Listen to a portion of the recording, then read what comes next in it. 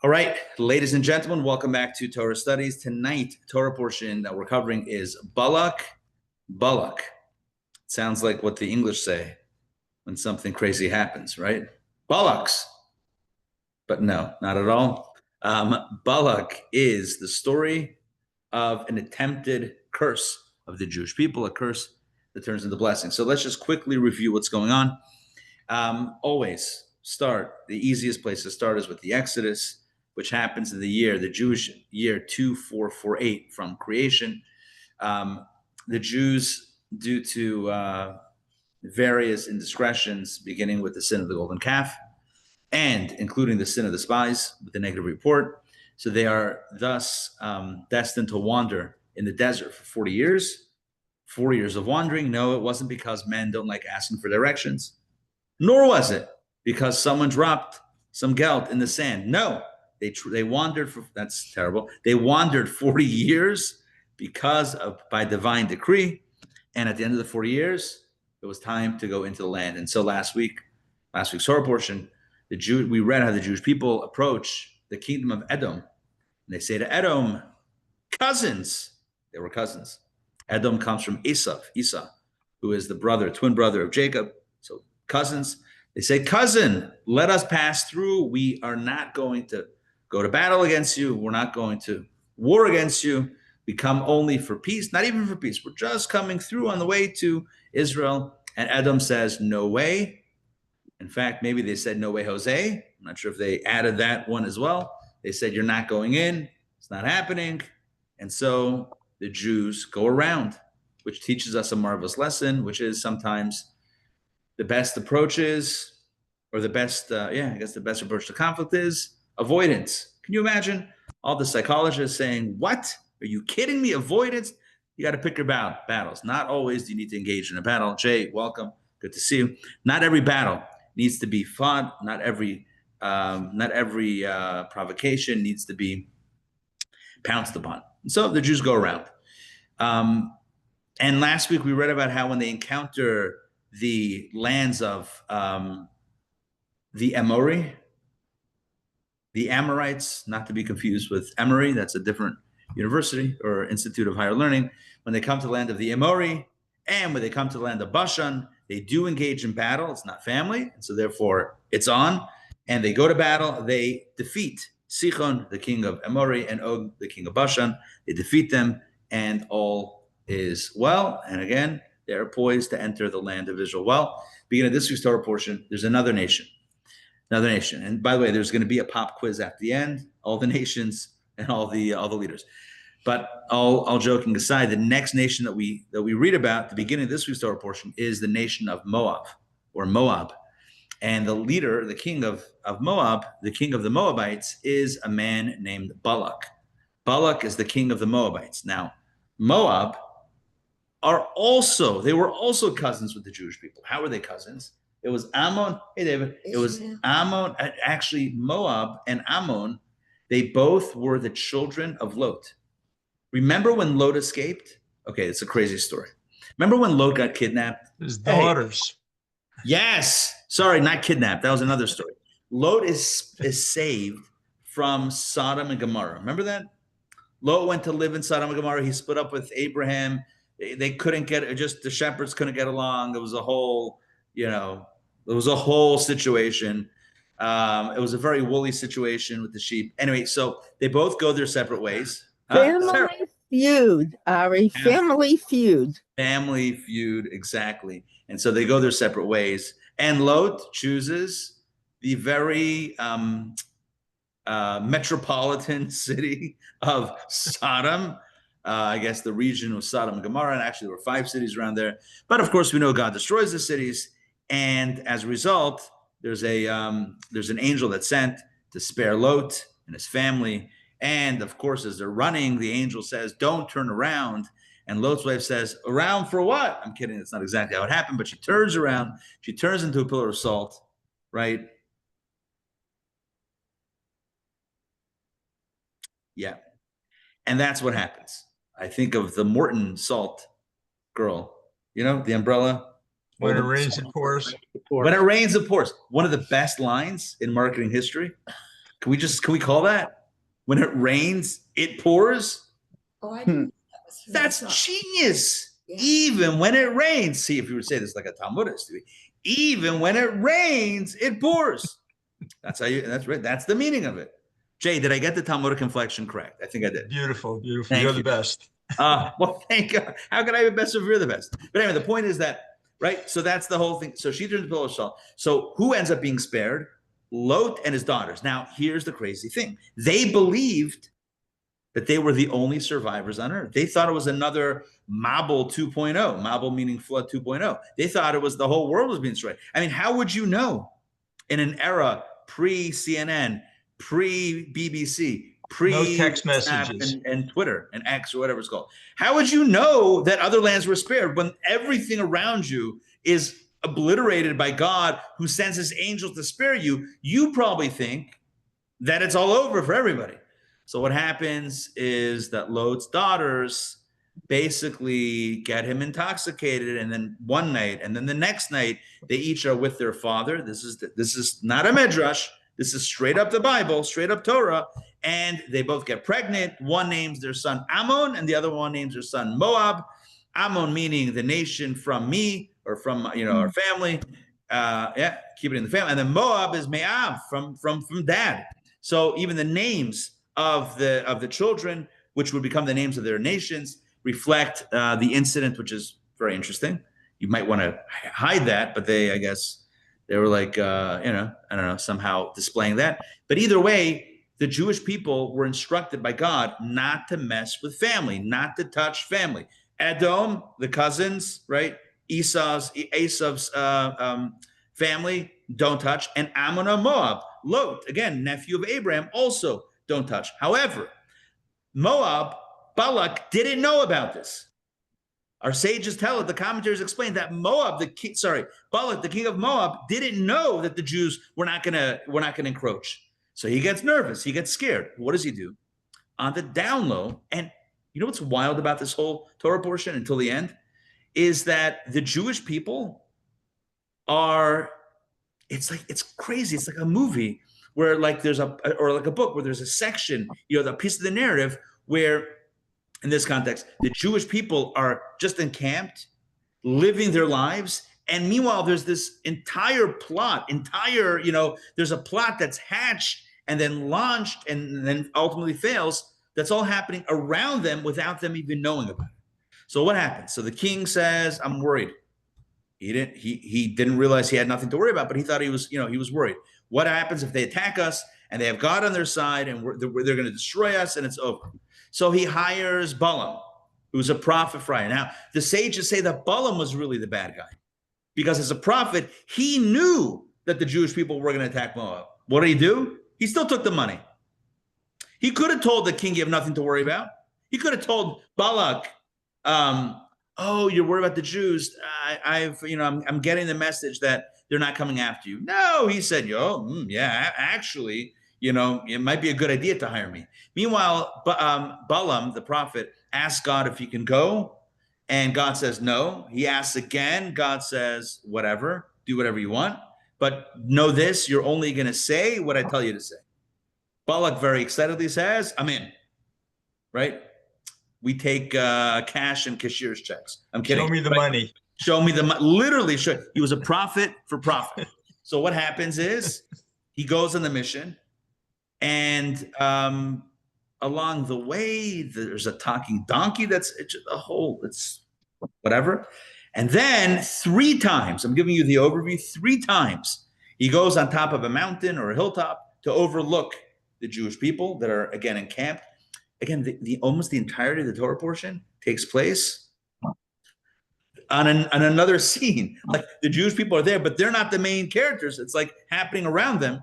He's looking at them, trying to curse them, but 3 times he gets up, and 3 times he opens his mouth, and 3 times out come blessings instead of curses. What we're going to do tonight is focus on the first instance of the attempted curses turned blessings.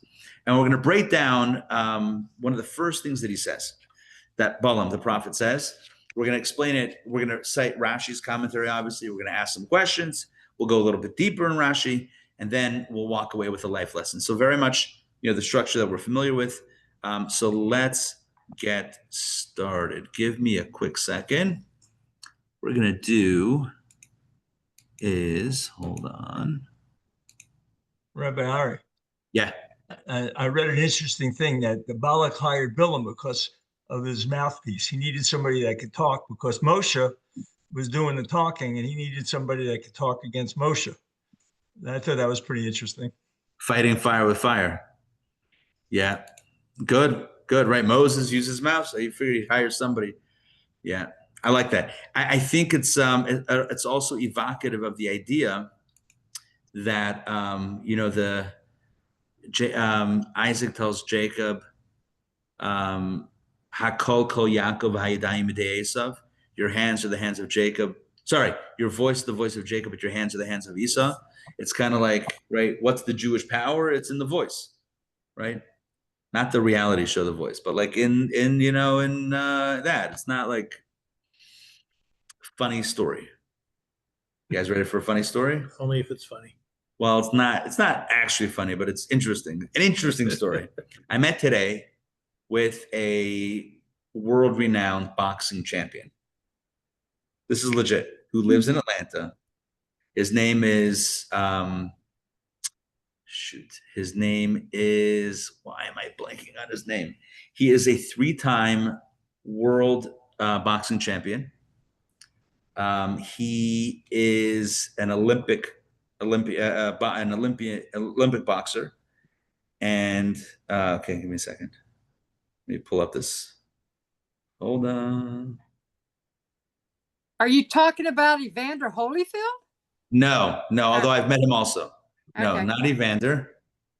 Check that out. See that? Oh no, how come it's not coming out? Who is it? There we go. There you go. See it? Okay, his name is, I'll give you a second. I'm going to tell you in a second. His name is,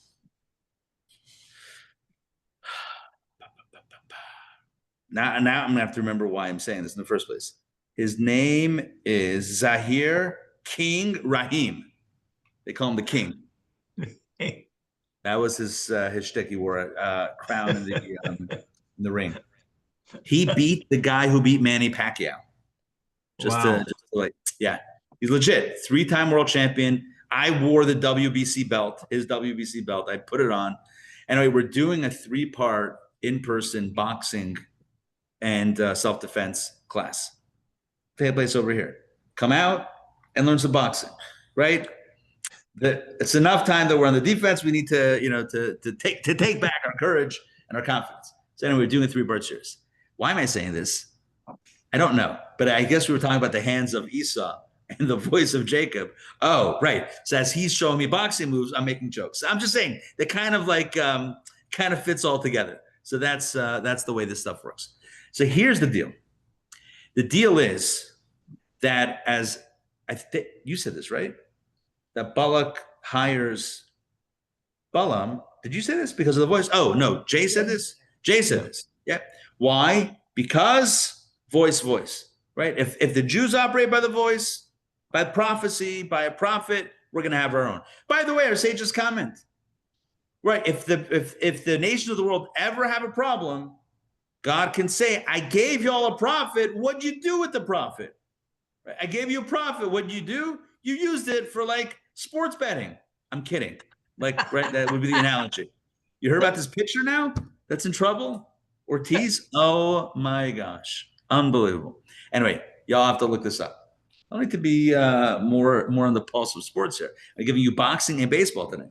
Anyway, the point is that when you have a gift, use it for the positive. What we're going to do tonight is analyze the first instance of the attempted curse turned blessing, and again analyze it. Rashi, some questions, some answers, some insights, life lessons, and some l'chaims along the way. My polar seltzer, Chaim. All right, David, if you don't mind, please get us started. This is going to be from Numbers 22. Please take it away. Oh, this is the beginning of the Torah portion. This is where the king gets nervous. The children of Israel journeyed and encamped in the plains of Moab across the Jordan from Jericho. Now that's, by the way, just so you know, that is where that's where the entrance point of the Jewish people would be, right? The first city that they went into was Jericho, was Jericho. So they're basically there. Balak, the son of Zippor, saw all that Israel had done to the Amorites. Moab was terrified of the Jews, for they were numerous, and Moab dreaded the arrival of the children of Israel. Moab said to the elders of Midian, "Now this group will devour everything around us, as the ox consumes the greens of the field." Balak, the son of Zippor, was king of Moab then. He sent messengers to Balaam, the son of Beor, to Pethor, which is by the river of the land of his people, to call for him, saying, "A people has come out of Egypt, and behold, they have covered the eye of the land, and they are stationed opposite me. So now please come and curse these people for me, for they are too mighty for me. Perhaps I will be able to wage war against them and drive them out of the land, for I know that whom you bless is blessed, and whom you curse is cursed." All right, thank you. So that's basically the setup. Mhm. That's how the prophet gets hired, and that is that's kind of like the opening of the story. By the way, Why do they have to refer to Balak as the son of Zippor twice? Yeah, so what's interesting is the first time it seems like he wasn't the king, right? Balak, son of Zippor, saw, and then it says Balak, the son of Zippor, was king of Moab then. I don't have a good answer as to why they have to trace his lineage twice. I don't know. But it's almost like he starts off not the king, and then he becomes the king, and then he makes that decision. So it's kind of like he was put into, I know there's a textual analysis by the sages on this, about the significance of him becoming king right at that moment. I don't remember what the upshot of that is, but so I don't remember that, nor why it says Zippor twice. It's a good question to look it up.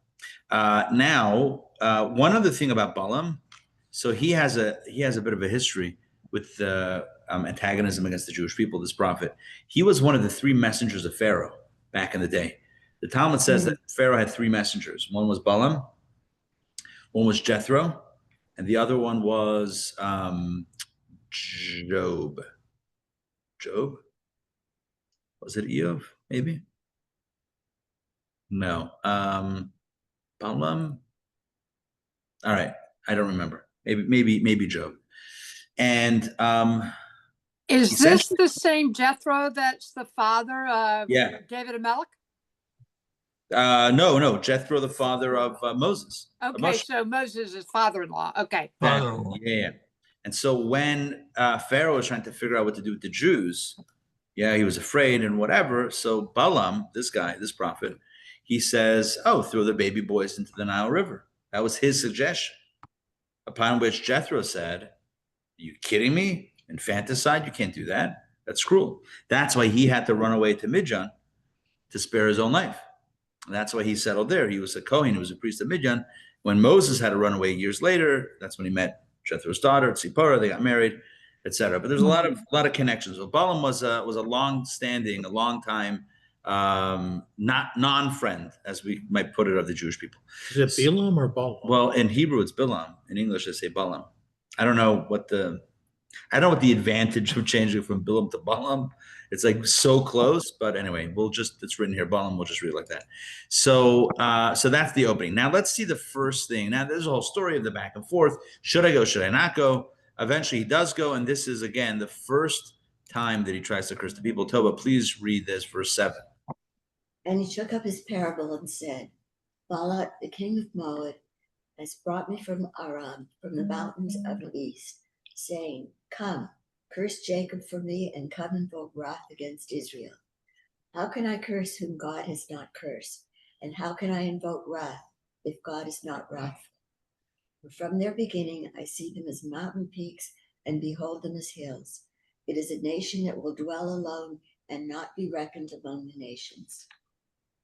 Who counted the dust of Jacob, or the number of Israel's seeds?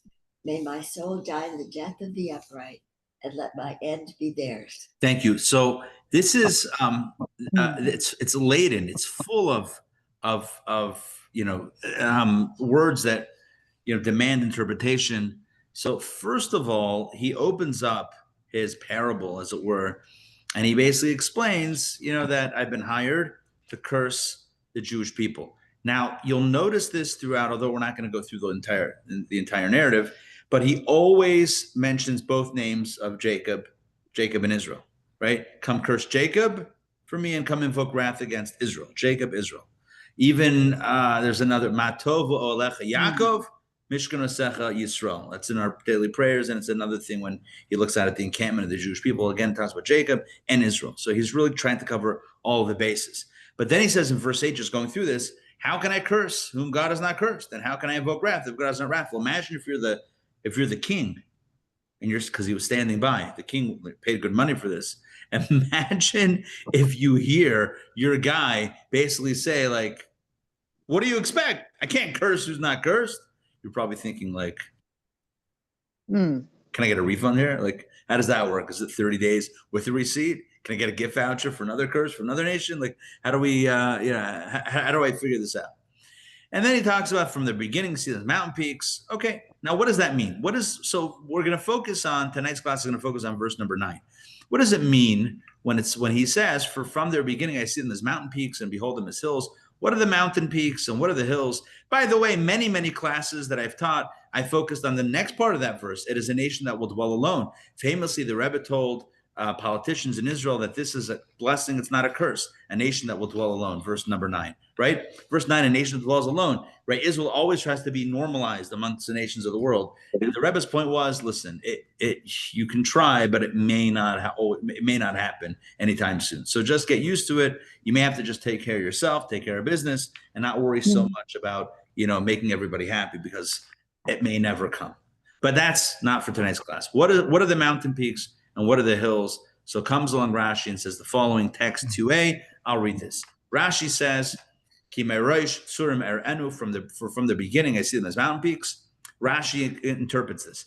I look at their origins, right, their beginning, and the beginning of their roots, and I see them established and powerful, like these mountains and hills, because of their patriarchs and matriarchs. So Ki merosh tzurim erenu means from their beginning. Merosh, from the beginning. Rosh is head, but it's also beginning.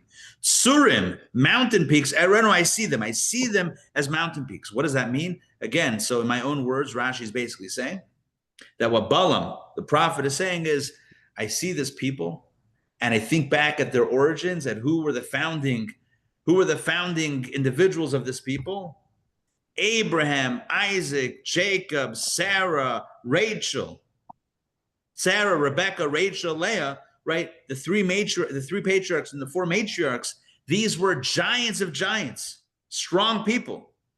Tzurim, Migvais, there are mountain peaks and hilltops, strong people that created a strong nation. Again, blessing the Jewish people, blessing them even so far as back to their origins, to the founding individuals. All right, that's Rashi.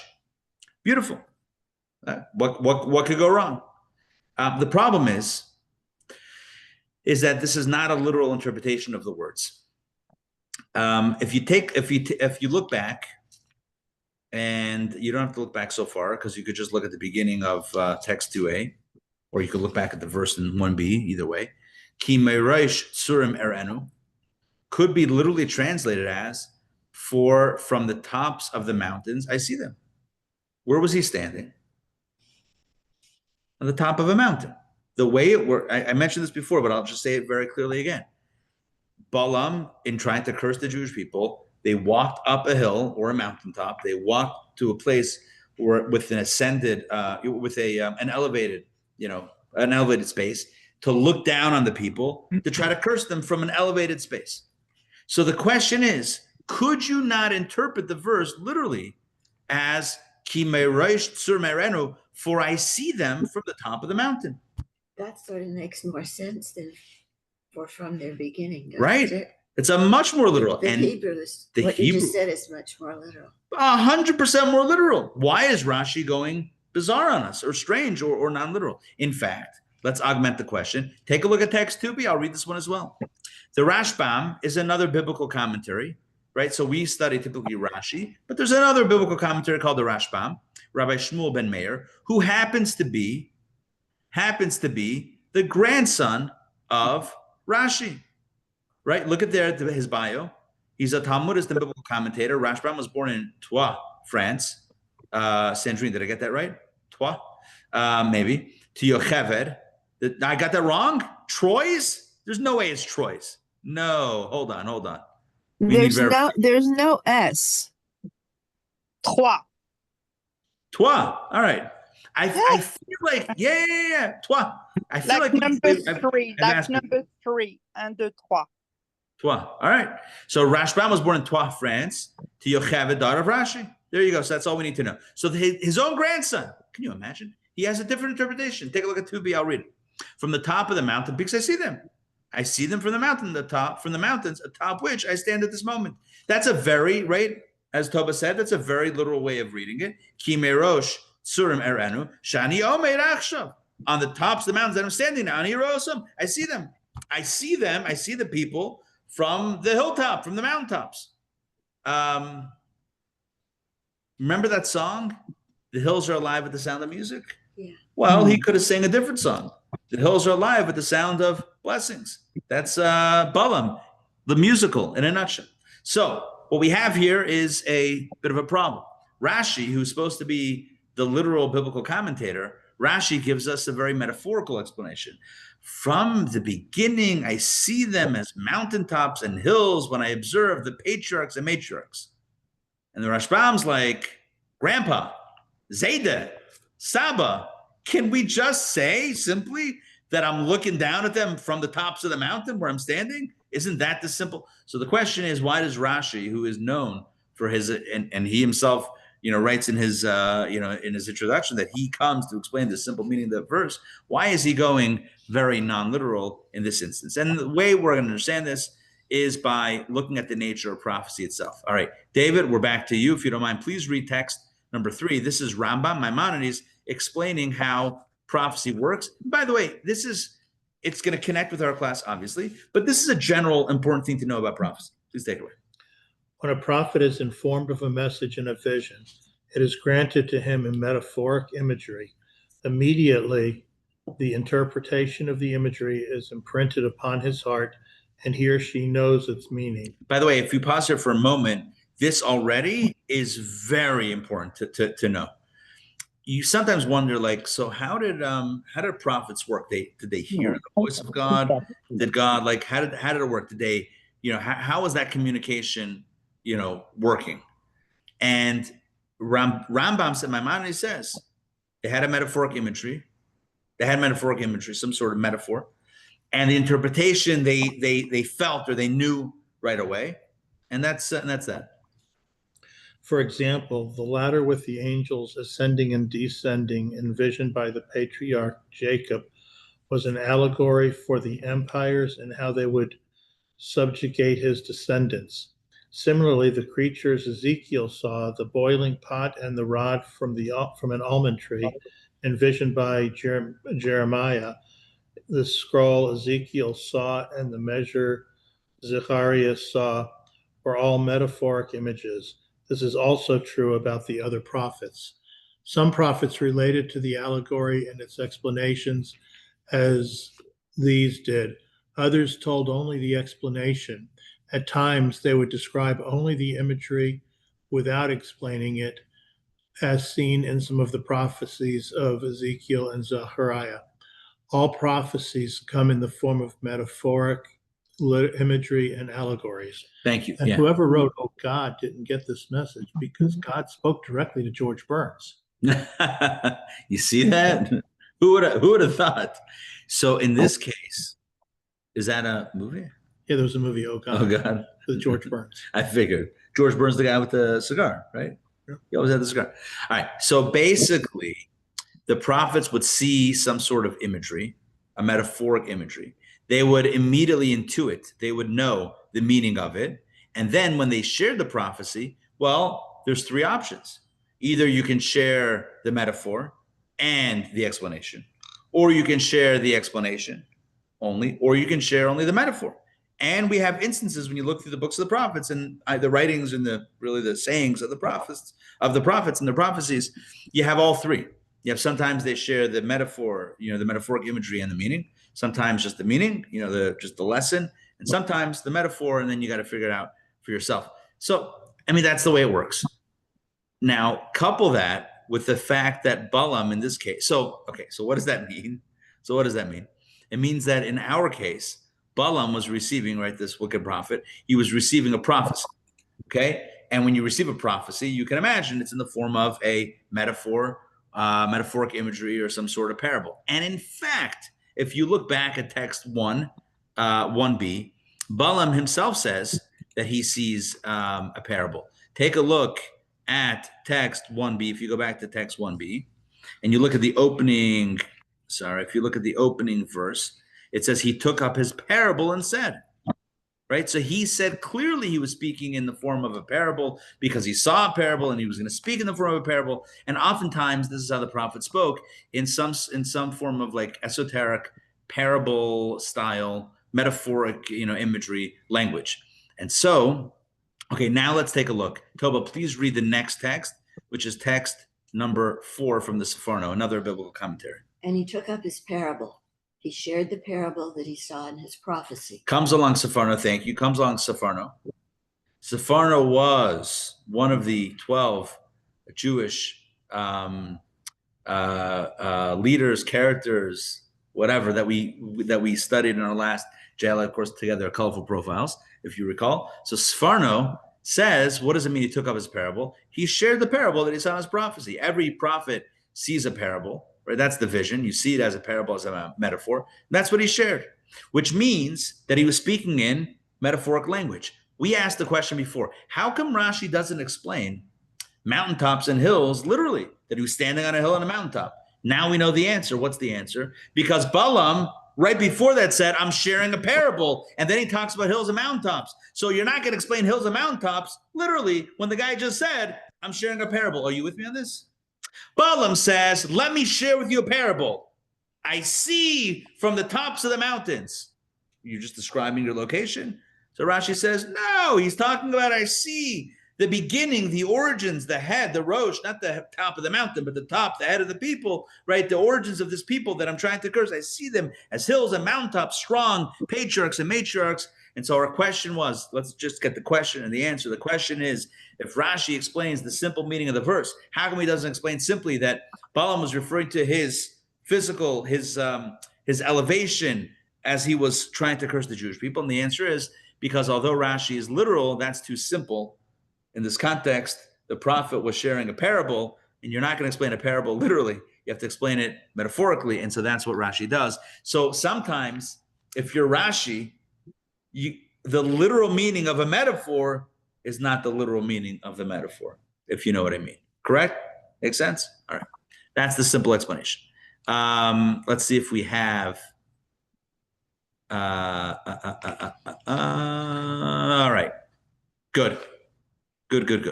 Now, okay, fine. So that's Rashi. Now we're going to ask another question. And that question is, well, what does it mean? What does it really mean that that the Jewish people are likened to hills and mountaintops with strength, with strong patriarchs and matriarchs? And so now this is going to be the pivot for the rest of the class. We're going to be speaking about, well, what does that actually mean? What is, yes, he's trying to share a parable, and Rashi explains a little bit about the parable. It's about, the origins of the people and the strength of the people. What does that actually mean? And so for the next 20 minutes, let's delve into that. The way the commentators explain it is that the Jewish people are a people that historically have been very strong in standing up to the pressures around them. And when I say pressures, I mean specifically the pressures to give up their faith, to give up their belief, and to abandon Judaism. There's been a lot of pressure from outside and sometimes pressure from inside to abandon ship, right? And it seems like the more you try to squeeze the Judaism out of the Jew, the more the Jew holds on to it. There's a wonderful parable that's told, speaking of parables, about the sun and the wind, right? Yeah. The sun and the wind. They were arguing over who's stronger.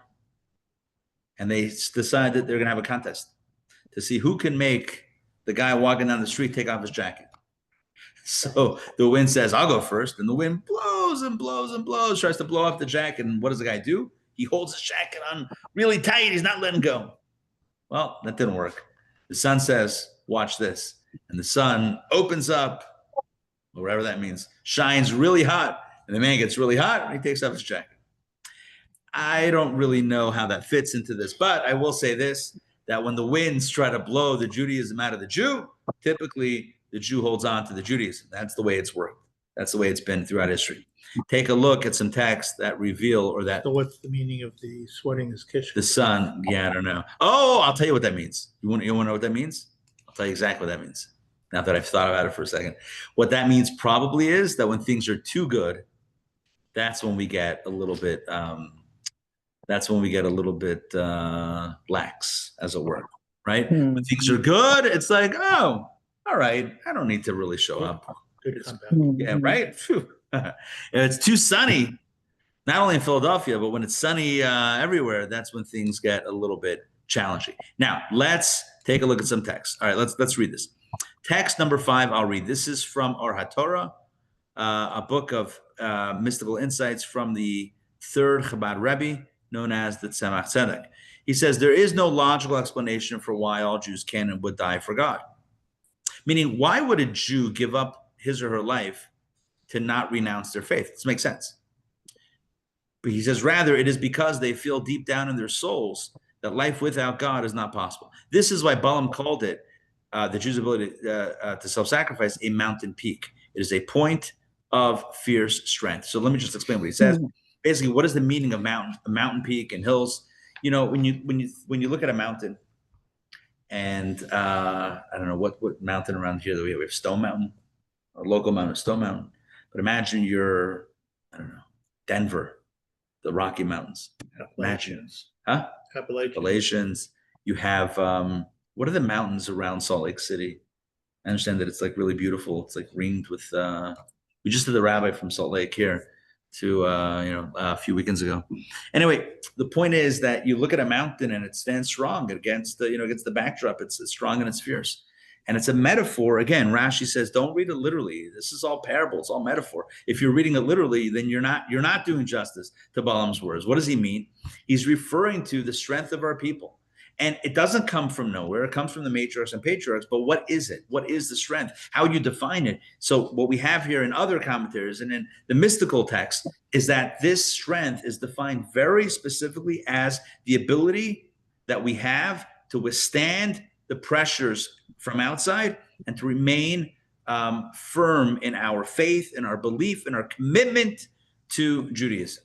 No matter who is trying to force it on us, no matter what the world tells us, it doesn't matter. It means sticking strong to our values. That's what it means. Take a look at text number 6. Where does it come from? It comes from the patriarchs and the matriarchs. And this text is going to focus specifically on Abraham. And take a look at what the Rebbe writes. Abraham, our first patriarch, risked his life to spread awareness of the one God to every person on earth. He therefore merited to bequeath his pure faith in God and his Torah to his children for all time. Consequently, every Jewish man and woman has the strength to sacrifice their life for the sacred Torah. Now, what does that mean? What does it mean that Abraham risked his life to spread awareness of the one God to every person on earth? Well, we know famously the Midrashic stories about Abraham, about Avram Avinu, right? He discovered God on his own. He was born into a pagan family. His father was an idol manufacturer. He had a store called Idols Are Us. Okay, maybe that's an embellishment, but he had a store of idolatry, of sold idols. In fact, the story goes, the Medrash says that one day the father left the store. He put little Avram in charge. When he came back, all the idols were smashed, except for the biggest one. He says, you broke all the idols. You broke all the merchandise. So Abraham said, I didn't break anything. I put a little soup. The little one looked so little. The little idol looked so small and hungry. I put a little soup or I don't know, whatever, little food in front of him. Wow, one of the bigger ones came over and grabbed it and said, how dare you feed the little one before the bigger ones? And then someone defended the little one and then someone defended the big one. And before you knew it, it was an all-out brawl. And not one of those baseball brawls where they all run out and be like, oh, let's not hit each other. Like a hockey brawl where they're actually dropping the gloves and going at it. And what happens? They all smash up each other. The biggest one survived. And that's why you see. And so Abraham's father said, you expect me to believe that? These are idols. They can't do all that. So Abraham said, do you hear what you're saying? The idols can't do anything. So then what are we doing here? Why are we serving them? Why are we selling them? Why are we worshiping them? Why are we praying to them? They have nothing. They can't do anything. They're stone and wood. All right. That's the story. Abraham then. They deliver prophets. They deliver, exactly. They do deliver prophets. Abraham was then, his reputation as a monotheist, which was a brand new term, right? Someone who believed in the one God. So he was, the word got out to the king of Nimrod. Nimrod. Thank you. I was about to say Nineveh, but it's a wrong story. Nimrod, right? The king who wanted to kill him, and he gave Abraham a chance to give up monotheism by pain of being thrown into a fiery furnace. And Abraham said, no, I will remain with my beliefs to the very end, even if it's a bitter end. And he's thrown into the fire and he survives. And that is what we call, the place became known as Ur Kasdim. That's where Abraham was told, Lech Lecha, you got to travel. Probably because things were getting a little bit hot, all puns intended. But the bottom line is that Abraham was willing to sacrifice his life. And he faced 10 trials, 10 tests, our sages say. You read them throughout the Torah. Lech Lecha is one of the tests, to go to an unknown land. He again, and when he got there was a famine, and then his wife was abducted. All of he could have easily, given up his Judaism, given up God, and said, you know what, that's it, I'm out. The binding of Isaac. Abraham puts his life, and the lives of his son, in this case, also the binding of Isaac, on the line for his beliefs. And that becomes the kernel of strength that plants the seed of the strength that we all possess. And it's been borne out throughout Jewish history of Jews that have, maybe they weren't, always the most, Jewy Jews, but when push came to shove, and when things got, when pressure really heated up, historically Jews have always said, I'm not giving up my beliefs, even if it's going to cost me my life. That's typically been the approach. The going gets tough. The tough get going. The tough get going, exactly. And where does it come from? It comes from Abraham. Abraham paves the way of Mesiras Nefesh, of the ability and the willingness to give up one's life, self-sacrifice for their beliefs. We don't, just to clarify, Jews don't look to be martyrs. It's not a Jewish thing. It's not like, looking to give up one's life. But if it comes to that, it comes to that. Where does the strength come from? To be a mountain, to be a hilltop, to be strong even against the greatest pressure. It comes from the patriarchs, the matriarchs, the founders of our people. Now, there was the Spanish Inquisition where many did. Yeah, but even then, even those that did, they kept the faith inside. Now, what does this mean for us? What does this mean for us? The reason why I'm asking this is because, by and large, in 2025, we are not asked to give up our life for our faith. That might have been something, again, you mentioned Spanish Inquisition. Other times in history, that's certainly been like one of the major themes, one of the big calls of the hour. By and large, it's not the call of this hour. But what is the call of this hour? It's not giving up one's life to be a Jew. It's about, maybe we could say it's not assimilation. Yeah, it's not about dying for Judaism. It's maybe about living for Judaism. It's not about giving up one's life to be Jewish, but it's about choosing to live Jewishly. And I think I'll explain it this way.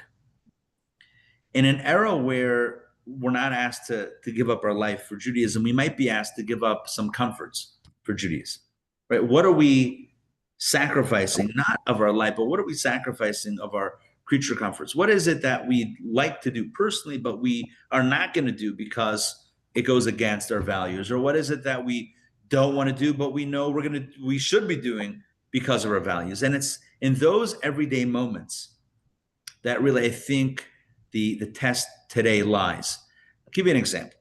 Imagine a relationship, right? Two people in love with each other, and they get married and they have a family, etc. Now, it could be that as the years go by, the parties of this relationship, they might, I don't know, possible, could start taking each other for granted and not really be dedicated on an overt way to each other, and do things that might irk the other or forget to do things that would, make the other happy. But because, they're all living their own lives, and even though they're together, but they're still, you still get distracted about certain things. But what happens if it would come to life and death or whatever it is? You would, of course, be there immediately. Now, you might forget to show up on time, or you might forget to take out the garbage. You might forget to pick up this or that or that. You might forget some things, but in a very like when it's the other is in a moment of need and whatever, you're 100% there without any questions. So what's the difference? On the day-to-day stuff, you might forget. On day-to-day stuff, you might say it's not so important. But when you know it's important, then you know it's important. So the key is how to tell yourself that everything is important. Not only the things that appear life and death, but even the everyday stuff is important. You know that phrase, God is in the details? Relationships are also in the details, right? It's not only am I going to remember you on your birthday or anniversary, it's also am I going to remember you every day, to hold the door open, to say, to text, to call, whatever it is. It's the little things throughout the day that really build a healthy relationship. My point is that it's not just a person giving their life for God in a grand gesture, in a moment of do or die, that defines the relationship. It's the little activities, waking up in the morning and davening, giving tzedakah every morning before davening, extending acts of chesed throughout the day. It's opening up a sefer, a Jewish book, to study a little bit, middle of the day, in morning and at night, etc. It's the little, it's making sure to say a bracha before we eat and a blessing after we eat. It's all the little things throughout the day that really build a relationship. Now, a person might tell themselves, oh, those things, not so important. But when it gets really important, that's when I'll show up. So the lesson tonight is, all of that calculation is what we call the ruach shtus. That is a spirit of folly that tells us only the big stuff matters, the little stuff doesn't matter. As we know in life, the little stuff matters, right? What do they call it? Death by 1,000 paper cuts, or right? And a lot of relationships don't make it because the little stuff is neglected. The little stuff, the day in, day out, the so-called little stuff, which there is no little stuff. The so-called little stuff, it doesn't make a difference. It might just make a very big difference. And so the message for us is, if we are really a people that is likened to a mountaintop, that's likened to a hill with strength emanating and reverberating from the patriarchs and matriarchs who were willing to give their life up for their faith. And throughout history, so many of our people have given their life for our faith. If that's true, then can't we make sure to be a little bit more careful about the food we put in our mouths, or the blessings that we recite, or the things that we do or don't do on Shabbat? Can we make sure, if we would be willing to give up our lives for God, well, what about a moment of comfort, which is way less, but sometimes much harder? Sometimes much harder.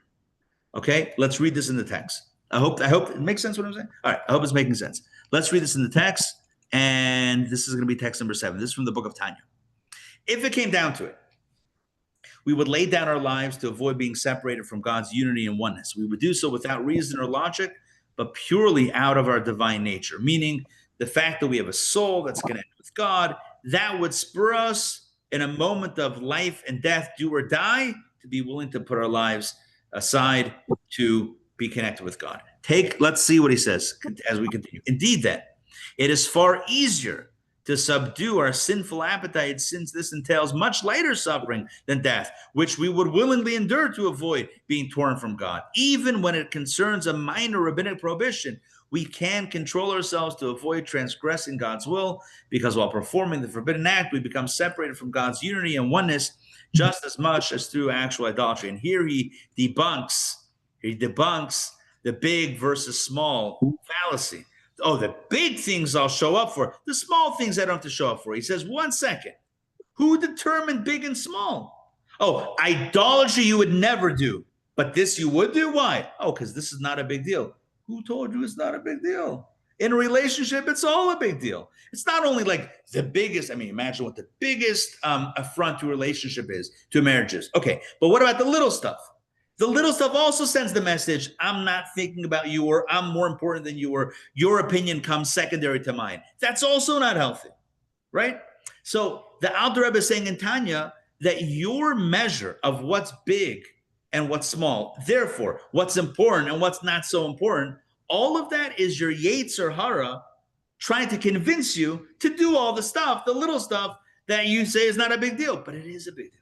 It's a big deal. It's a moment of separation. Every moment of turning away from the source, turning away from our Creator, is a moment in which we are putting a nick, as it were, in the relationship, in the connection, in the relationship, and over time that builds up. Let's continue with some more text. Okay, text 8. Here is again the Rebbe on this. Self-sacrifice means giving up. I should explain. Self-sacrifice in a modern context where we're not being asked by and large to literally give up our lives. So what does that mean today? Self-sacrifice means giving up our desires and sacrificing our personal will to God. Every minor act of bowing to God, even an insignificant gesture, is a partial slaying of your desire and pleasure. This too is self-sacrifice. Even the most pious Jew can't be satisfied with serving God purely out of reason. Even this Jew must bow to God with self-sacrifice. Only then do we grasp godliness. Meaning, it's important to give ourselves over to what Hashem wants, to what God wants, even if it doesn't make so much sense, even if it's a little uncomfortable. Listen, no one's asking for us to actually give up our lives. It's just about, Mesirat Nefesh means giving over our soul. Mesirat Haratzon means giving over our will or desire in the moment. It's not about dying, but it's about sacrificing our desire in the moment. And that is sometimes even harder than the big grand act of self-sacrifice. Far be it from me. I feel like disingenuous even saying that last sentence that I just said, because who am I to rank which is a bigger gesture, which is harder, which is easier? And I can't even imagine what it would be like facing that ultimate test. But again, based on the sources, it says that, that's one choice. It's one choice. To die for God is a one-time choice. To live with God or to live for God is it every day, every moment, putting God first, putting God first, putting God first, putting God first. And it's hard. And it's hard. And it's difficult. It's not easy. All right. Let's do some more texts as we close it out. Now, let me frame it like this. What was the vision? What was the vision that Balaam shares? What does he see in his parable? I see mountaintops and hills, right? These grand, and now what are we interpreting it for modern times? Surrender, humility. Well, how's that a mountaintop? It means surrendering to God almost makes it sound like you're going to bow down. We just had a text that said you kind of bow and surrender to God is like prostrating oneself to God. That's the opposite of a mountain. A mountain is big. So the explanation is that like this. When it comes to physical things, to be a mountain means to be big. When it comes to spiritual, the bigger you are, the smaller you are. Or the smaller you are, the bigger you are. So again, when it comes to physical things, big is big. When it comes to spirituality, small is big. The smaller you are, the bigger you are. Why is this so? For a very simple reason. What and who and what is the ultimate big spiritually? It's God. So the bigger I am, the less connected I am with God, so the smaller I am. When I surrender to God, when I bow, as it were, to God, not literally but metaphorically, when I surrender to God, I'm putting God first, I'm connecting with God. I'm now connected and tethered and plugged in to the source of all bigness. That makes me big. So if my ego is big, then I'm not connected with God in that moment, and then I'm small. When I surrender to God, my ego is small, and therefore I'm big. So it's the opposite. So what does it mean to be a mountain? A mountain peak, a hilltop? What does it mean? It means to surrender to God. That's the idea, and that's what we're going to read inside right now. Text 9a, text 9b. Hillel, the Midrash says, Hillel said, when I am humble, I'm exalted. When I'm exalted, I'm lowly.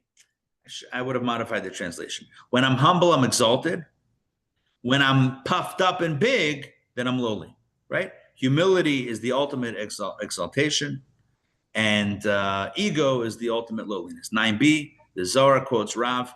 Rav would begin his lectures with the following statement: one who is small is large, one who is large is small. This is not some weird conundrum or whatever, it's a philosophical thing. It's very simple. One who's small, if you have humility, if you surrender to God, that's the ultimate largeness, meaning then you're really big because you're connected with the source of all. And if you're large with a big ego, then you're really small because who are you? Finally, text 10. The strength of self-sacrifice is the exact opposite of conventional worldly strength. The physical world is defined by its existence, by the fact that it is. Thus, to be strong in this world, we must have a more substantial existence, a stronger hold on being. The opposite is true of self-sacrifice. It is to be wholly subsumed, to give oneself entirely to God. And this concludes the lesson for tonight. So in short, I want to conclude with a statement from Pirkei Avot, Ethics of the Fathers, chapter number 4, Mishnah 1. Who is wise? He who is satisfied with what. Oh no, wise. He who is wise, he who learns from every person. Who is wealthy? He who is satisfied with his lot. Who is strong? Ezahu gibor. Who is strong? Hakovesh et yitzro. The one who conquers his own inclination. The one who's able to say no, not to someone else, to yourself. What does it mean to be a mountain peak? What does it mean to be a hill? What does it mean to be a strong Jew? What does it mean to be a strong human being? The ability, ultimately, what it boils down to, the ability to practice self-control. It's easy, it's easier to control others, to push people around, to tell them what to do, to solve other people's problems. The hardest thing is to get in control of ourselves, to tell ourselves, no, I don't need it. I have another important thing to do right now, or I must do this, right? And I don't have time for the other stuff. I may have the battle between the Yetzer Hara and the Yetzer Tov, the eternal. That's what it comes down to. That's what it comes down to. And what is that? Putting God first. Putting God before us. So what does it mean? Balaam says in his parable, I see these people, they're so strong. So historically, throughout the ages, you know what the rabbi said? You know what does it mean to be strong? If someone comes and says, bow down to the idol, or I'll kill you, it means that you have the courage to say, I'm ready to sacrifice my life for God. Historically, that's Mesiras Nefesh. That's what it means. Self-sacrifice in the literal sense. But 2025, what does it mean? What does it mean in an era where that's by and large not being asked? I know that there are kadoshim, that there are holy individuals, holy men and women, pure souls whose lives were taken for the sole fact that they were Jewish. And it continues to 20. I know that. But I'm saying for you and I, thank God, that are not currently, presently, they're not, and hopefully never are faced with that choice. What does it mean to be a mountaintop? What does it mean to be a hill? What it means is to have the courage to tell ourselves no, right? And to do what it is that God wants from us. That's what it means to be strong. This we learned from our patriarchs. We learned this throughout history. If they could give up their lives for God, certainly we could be a little bit more courageous to live for God the way God wants us to live. So with this in mind, let us be the walking embodiment of Balaam's blessings. Let us not allow Balaam's blessings to go to vain. Let us be the people that are the mountaintops and the hills, the ones that he talked about. And let's dedicate our lives to what's really important, because at the end of the day, it's so unsatisfying to feed our own ego 24/7. Oh, it gets so draining. I need more of this and more of that and more of the other. Garnish. The main thing is to be a good person, to be a good Jew, to be a moral human being, to do the right thing, and to try to lift up the lives of those around us. And with that, we are strong. L'chaim. Cheers. My pleasure. Okay, a quick announcement. Very important. This is starting tomorrow. I know you're coming, and you're coming, right? Yeah. So this is starting tomorrow. It's called Fascinating Facts. Always trying to follow me, this camera. Fascinating Facts. 63 of the biggest Jewish questions answered. And I wrote up an email for everyone that has already signed up, and I sent it out a few hours ago, and I put in there the 6 categories. I just want to read them. So we have 6 lessons, and the 63 questions will be divided into these 6 categories. It's almost like a game of Jeopardy. Remember Jeopardy? You can choose from the different categories, right? I'll take biblical literacy for 100, Alex. 200, right? You have different categories. So we have 6 categories. Lesson 1, biblical literacy. Lesson 2, Jewish life cycles. Lesson 3, mysticism and spirituality. Lesson 4, food. I mean, that's epic right there. Lesson 5, Hebrew language. And lesson 6, ethics and identity. These are the 6 lessons. Each lesson will cover about 10 and a half questions, right? 63 questions in 6 lessons. You'll have the opportunity to ask your own questions. I'm sure we'll have more than 63 questions. This is starting tomorrow at noon and at 7:30 p.m. 2 chances to get it in person and online. So many opportunities. If you can't make a class, we have it recorded. The main thing is to sign up for it. Here's a QR code. You guys see that? Look at that. Look at that. Welcome 2025, baby. It's not only about giving up our comforts for God, it's also about QR codes. That's what's going on in 2025. So join us for the course. You will love it. And that's it. Oh, and look out for that boxing evening. Absolutely. I mentioned the boxing thing, the 3-part boxing series, boxing and self-defense class with the king. It's great seeing you and Danny. Guys, the boxing's going to be here, not right here in the social. Is he the enforcer for the dues committee? Yeah. I told you I met with a boxer today. This is all legit. This is, yeah. I don't know if, did I not explain? I thought you were taking a selfie. You know what I think? You know what, now that you mentioned that, I don't think I explained the context. I think I got so excited about the story that I left out the whole context. The whole context is we're running a 3-part series with boxing and self-defense with a world champion boxer, Zahir King Rahim. For women too? Men and women. This is me in the champ. This is me with a belt. No, I saw that. That's a WBC. But we thought it was just you. International champion. Why haven't there been Look him up. You'll see him knock out the guy who knocked out Manny Pacquiao. Yeah, but why hasn't it been advertised? Oh, because we just met today. This is happening. It's starting in August. End of August. This is hot off the press. CNN or whatever is going to pick this up soon. Oh, what fun. I'm kidding. If you get in the ring with him, take your glasses off. By the way, this guy is built. Oh my gosh. This guy is rock solid. Oh my gosh. It's actually crazy. But he did teach me some moves. He did teach me. Yeah, he's totally ripped. You can see in the picture. The dude is totally ripped. But he did teach me some moves. So I'm going to share some moves right now. Right? This is and he said I'm a natural. So and he's not even my mother. Mom, I know you would say that.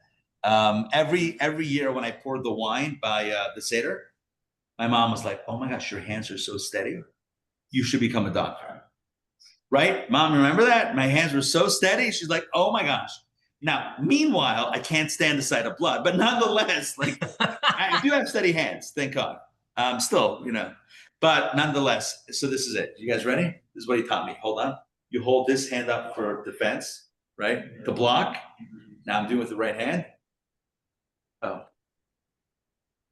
You guys can't see my footwork. That's the key right there. Take off your jacket. No, I'm a jacket boxer. Are you guys watching this? This is epic. I heard something about boxer. We got a world champion boxer. He's going to lead a 3-part boxing class.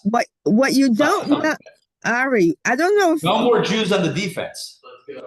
That's it. Yeah. Ari, I don't know if you know this, but when Zaidi, my father, your grandfather, and his twin brother were young, what was the fad was boxing, bodybuilding.